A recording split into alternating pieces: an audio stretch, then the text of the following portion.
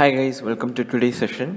Thank you all for your responses on yesterday. And yesterday's quiz question was to name the westernmost peak of Himalayas, and it is Nanga Parbat, and it is the ninth highest mountain in the world, and it is located in the Gilgit-Baltistan region.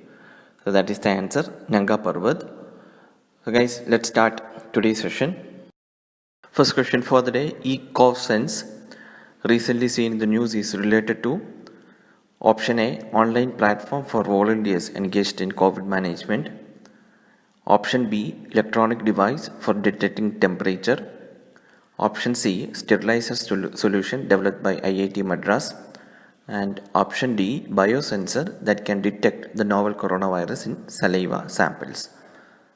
So guys, it is option D, biosensor that can detect the novel coronavirus in saliva samples. So it is a new portable device and it is named as eCovSens. It can be used to detect the presence of coronavirus antigens in human saliva within 30 seconds and using just 20 microliters of the sample. And the in-house built sensor consists of carbon electrode and the coronavirus antibody, and the antibody is capable of binding with the spike of protein found on the outer layer of the virus, and an electrical signal will be generated when the antigen and the antibody binds. And researchers from the National Institute of Animal Biotechnology NIAB, which is located in Hyderabad, have developed this biosensor called eCovSens. And NIAB was established by Department of Biotechnology under Ministry of Science and Technology. So that was recently in news. We'll now move to second question. Second question is with reference to Deposit Insurance and Credit Guarantee Corporation DICGC. Consider the following statements. Statement 1, it is a fully owned subsidiary of and is governed by Reserve Bank of India. Statement 2, the corporation covers all commercial and cooperative banks. Statement 3, the premium paid by the insured banks to the corporation is paid by the banks and is not to be passed on to the depositors. Which of the above statements is correct? Option A 1 and 2 only, option B 2 and 3 only, option C 1 and 3 only, and option D 1, 2 and 3. So guys, all the above statements given here are correct. So our answer is option D 1, 2 and 3. Guys, this body DICGC came into existence in 1978 after the merger of Deposit Insurance Corporation and Credit Guarantee Corporation of India Limited. These two bodies merged together to form DICGC, and it is formed based on an Act, Deposit Insurance and Credit Guarantee Corporation Act 1961. It serves as a deposit insurance and credit guarantee for banks in India. It is a fully owned subsidiary of and is governed by Reserve Bank of India, and it charges 10 paise per rupees 100 of deposit held by a bank, and the premium paid by the insured banks to the corporation is paid by the banks only and is not to be passed on the depositors.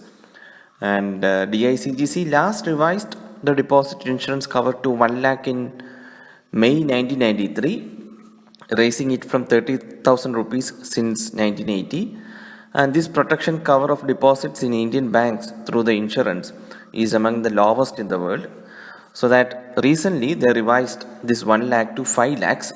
So they raised the insurance limit, and it was based on the Damodaran Committee on Customer Services in Bank, which constituted in 2011, recommended to raise the 1 lakh insurance limit to 5 lakh. So, and recently it is enforced.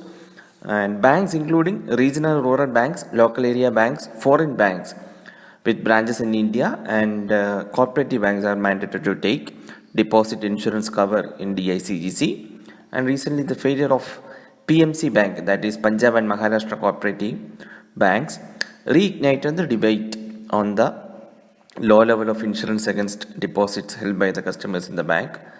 And there was one FRDI bill, which is Financial Resolution and Deposit Insurance Bill. So it was introduced in Parliament in 2017, and DICGC was also controversial in that news also, because FRDI bill came controversial because of its suggestion that bank depositors to be asked to share a part of cost of resolution of a failed bank. So it was very much controversial and was in news. And guys, our today's quiz question is Export Credit Guarantee Corporation of India, which is a similar body to DICGC. So our question is, this Export Credit Guarantee Corporation of India is controlled by which ministry? So please post your answers in the comment section. We'll now move to last question for the day. Last question for the day, with reference to voluntary retention route for foreign portfolio investors, consider the following statement. Statement 1, it encourages FPI investors to invest in debt markets in India over and above their investments through the regular route. And statement 2, the objective is to attract short-term and stable FPI investment into debt markets. So which of the above statements is are correct? Option A 1 only, option B 2 only, and option C both 1 and 2, and option D neither 1 nor 2. So guys, the objective is to attract not short-term, instead long-term investment. So that statement is wrong. So the answer comes option A 1 only. FPI is an investment made by a company or an individual in the stock markets or debt markets of another company, and FPI investors merely purchase equities, shares or bonds or debentures of foreign-based countries.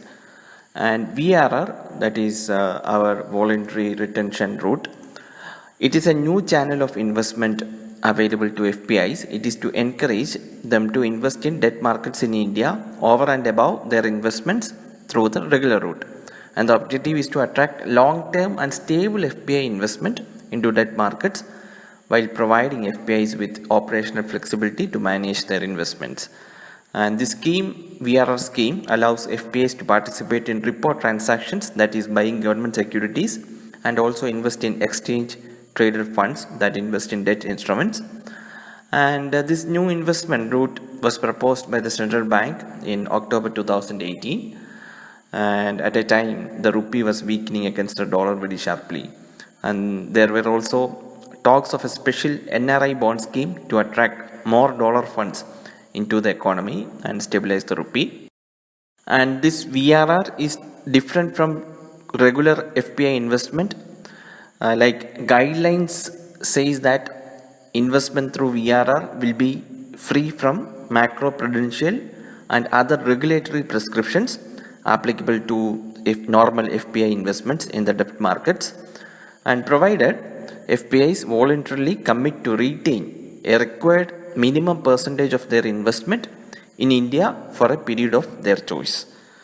And the minimum retention period shall be 3 years or as decided by RBI, and the aggregate investment limit shall be 40,000 crores rupees for VRR in government and 35,000 crore rupees for VRR in corporate sector. So that is VRR scheme.